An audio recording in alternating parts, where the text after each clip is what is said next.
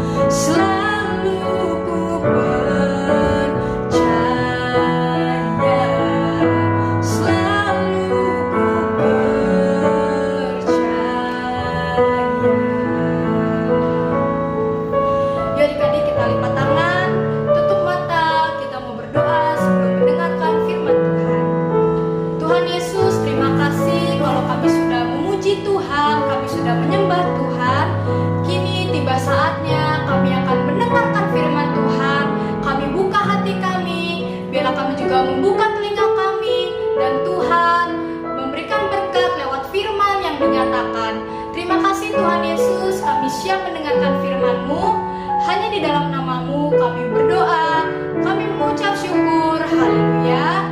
Amin. Halo, selamat pagi anak-anak Abi Raja Wali. Semoga semuanya sehat ya. Ya, Cici Ahen berharap semuanya bahagia, sehat, dan perlindungan Tuhan. Nah, pagi hari ini Cici Ahen ingin menyampaikan firman Tuhan. Kalau minggu lalu mungkin adik-adik sudah dengar ceritanya tentang Bapak Musa yang sudah dewasa, yang ingin membawa bangsa Israel keluar dari tanah perbudakan. Tapi tidak semudah itu adik-adik. Dia harus menghadap Raja Firaun. Ini bukan seperti Raja Firaun yang dulu kenal si Yusuf ya. Kalau kenal Yusuf kan dulu dia baik ya sama orang Israel. Karena Yusuf juga bekerja jadi tangan kanannya orang Mesir. Tapi ini yang sudah lama, itu sudah berlalu dan orang-orang sudah tidak kenal lagi dengan yang namanya Yusuf. Nah, sekarang Bapak Musa ini adalah juga keturunan orang Israel, tapi karena dia dipungut oleh putri Firaun, maka dia tinggal di kerajaan. Nah, dia juga ingin membawa bangsa Israel keluar dari perbudakan. Dia juga sedih karena itu bangsa dia, bangsa Israel. Selain itu, Tuhan juga sudah mempersiapkan Bapak Musa untuk menolong bangsa Israel keluar dari perbudakan, yaitu tanah Mesir. Nah, waktu itu masih ingat ya, bangsa Israel itu di Mesir itu tinggal di daerah tanah Goshen ya. Nah, Bapak Musa ini pergi menghadap Firaun. Dia bilang, Raja Firaun, aku ingin membawa bangsaku keluar dari sini. Wah, pikir-pikir Raja Firaun, kalau mereka dibawa pergi nanti siapa yang kerja? Kan nggak dikasih gaji, kan mereka budak. Kalau dibawa pergi siapa yang bangun kerajaanku, siapa yang nyuci, siapa yang masak, siapa yang bersih-bersih kerajaanku yang besar ini? Oh, nggak bisa, kata Raja Firaun. Tapi aku harus bawa mereka keluar, karena mereka bukan bangsanya bangsa Mesir. Tidak bisa. Baiklah, kalau tidak mengizinkan mereka keluar, besok akan diadakan itulah ke negeri kamu, katanya. Aku tidak takut, kata si Bapak Firaun. Ya sudah, akhirnya besok datang. Nah, apa yang terjadi adik-adik? Nah, hari pertama negeri Mesir ini diubah, air-airnya itu berubah menjadi darah. Merah semua. Ih, serem banget. Oh, sirup sih enak ya merah. Ini bukan, ini darah, bau amis. Mereka nggak bisa masak, nggak bisa mandi, nggak bisa minum. Wah, mereka pada teriak-teriak, orang Mesirnya teriak-teriak sama Raja Firaun. Akhirnya Raja Firaun itu pusing. Aduh, panggil Bapak Musa sini. Sudah, kamu sana bawa bangsa kamu keluar dari sini. Tapi ingat, hilangkan dulu air yang jadi darah itu menjadi air biasa. Baiklah, airnya dirubah lagi. Setelah berubah, Raja Firaun berubah pikiran lagi. Nggak bisa, nggak boleh dibawa pergi. Ya, berubah lagi pikiran. Ya, kan tadi sudah boleh, nggak bisa. Baiklah kalau gitu, kalau kamu tidak izinkan, akan dikasih kutuk lagi. Wah, kutuknya apa? Kutuk yang kedua itu dikasih kutuk katak. Negeri Mesir ini penuh dengan katak. Katak itu seperti kodok ya. Nah, kalau kodok bisa dimakan, kalau katak nggak bisa ya. Penuh dengan katak. Orang-orang mau kemana-mana, geli, banyak katak, sangat mengganggu. Di sana katak, di sini katak, mau bobo ada katak, serem banget. Mau mandi ada katak, mau pergi ada katak, pusing mereka. Akhirnya teriak-teriak lagi dengan Raja Firaun itu. Akhirnya Raja Firaun panggil lagi Bapak Musa. Bapak Musa, sudah, kamu boleh pergi, tapi hilangkan dulu katak-katak ini. Baiklah, akhirnya Bapak Musa berdoa lagi sama Tuhan, dihilangkan lagi katak-kataknya. Wah, sudah hilang, mereka senang. Tapi, kumat lagi Bapak Firaunnya. Tidak boleh pergi, orang Israel tidak boleh pergi. Kok tidak boleh pergi sih? Tadi kan sudah boleh. Nggak jadi. Akhirnya, kalau tidak dikasih lagi, nanti aku minta sama Tuhan dikasih lagi tulah ketiga. Apa itu? Wah, dikasih tulah ketiga itu nyamuk. Wah, di negeri Mesir ini penuh dengan nyamuk. Kita ada nyamuk satu aja gatal ya, pukul-pukul. Ini nyamuknya banyak sekali adik-adik. Aduh, sampai merinding. Serem. Orang-orang pada ketakutan, teriak-teriak lagi sama Raja Firaun. Akhirnya Firaun bilang, panggil Bapak Musa. Akhirnya dipanggil. Oh, kamu boleh pergilah, bawalah bangsa Israel. Tapi ingat, nyamuk-nyamuk hilangkan dulu. Akhirnya Bapak Musa berdoa lagi sama Tuhan, minta dihilangkan tulah yang ketiga ini nyamuk. Sudah hilang, sudah bersih dari Mesir. Dia tidak izinkan lagi bangsa Israel keluar. Akhirnya dikasih lagi kutuk yang keempat, lalat pikat. Nah, di negeri ini didatangkan banyak sekali lalat. Kalau lalat kena makanan aja kita nggak boleh makan ya, bisa sakit perut ya. 1-2 lalatnya kita sudah geli, lihat makanan kita ke tempel lalatnya kita sudah buang ya, tidak dimakan. Ini lalatnya banyak sekali, penuh sekali. Mereka akhirnya teriak-teriak lagi. Akhirnya Bapak Musa dipanggil lagi. Ya udah, kamu boleh pergi, tapi hilangkan dulu lalat pikatnya. Tapi dia ingkar lagi adik-adik. Akhirnya dikasih lagi tulah kelima. Wah, apalagi penyakit sampar. Wah, penyakit sampar ini biasanya ya yang kena tuh banyak kan binatang piaraan seperti sapi, ayam, bebek, kambing, domba. Wah, semuanya mati kena penyakit sampar. Wah, orang-orang Mesir teriak-teriak lagi, kita bisa bangkrut nih, kita bisa habis hartanya, semua binatang mati. Bagaimana ini? Akhirnya Raja Firaun bilang, ya sudah kalau gitu kasih aja deh orang Israel pergi. Panggil Bapak Musa. Akhirnya dia bilang Bapak Musa hilangkan dulu penyakit samparnya, nanti kamu boleh pergi. Akhirnya dihilangkan. Tapi dia ingkar, dia tidak ingat janjinya. Dia nggak boleh pergi lagi. Akhirnya Musa berdoa lagi sama Tuhan. Nah, akhirnya dikasih lagi tulah yang keenam, dikasih bara. Apa itu bara? Kamu pernah makan sate enggak? Nah, sate itu biasa kan pakai arang ya, kan merah-merah tuh arangnya panas. Nah, itu berhamburan. Wah, kalau kena kulit, panas, perih. Apalagi kena muka, panas sekali. Akhirnya Firaun tidak tahan lagi, bilang, ya sudah hilangkan dulu bara ini, nanti kamu boleh pergi. Tapi dia ingkar lagi. Akhirnya dikasih lagi tulah ketujuh, hujan es. Wah, kalau salju sih enak ya. Dingin salju, tapi ini hujan es batu. Kamu tahu kan es batu, petak. Bisa benjol di kepala, petak. Waduh, sakit ya. Ini pernah terjadi di daerah Mesir, padahal daerah itu daerah kering loh adik-adik. Itu pernah terjadi di sana karena kuasa Tuhan. Sampai saat ini belum pernah ada tuh yang namanya salju atau hujan tuh, jarang ada karena daerah-daerah kering. Tapi pada saat itu terjadi karena kuasa Tuhan. Akhirnya Firaun tidak kuat lagi. Akhirnya dia panggil lagi si Musa, tapi dia ingkar lagi. Wah, karena diingkar lagi, dikasih lagi tulahnya yang ke-8. Apa yang ke-8? Belalang. Negeri ini penuh dengan belalang. Wow, semua dimakan habis. Tanaman padi, buah-buahan dimakan sama belalang, dimakan habis. Akhirnya Firaun juga ketakutan juga. Wah, tidak sanggup lagi. Akhirnya dipanggil lagi si Musa.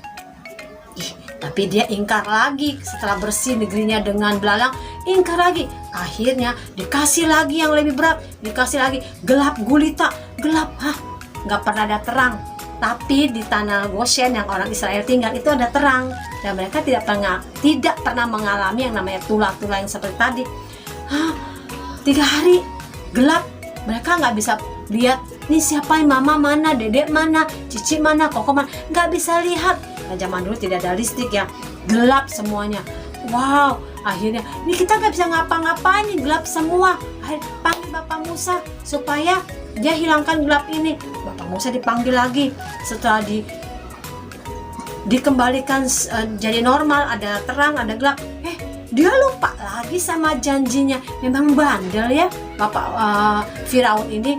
Akhirnya, waduh, Bapak Musa capek nih kalau begini terus. Akhirnya dikasih tulah ke-10.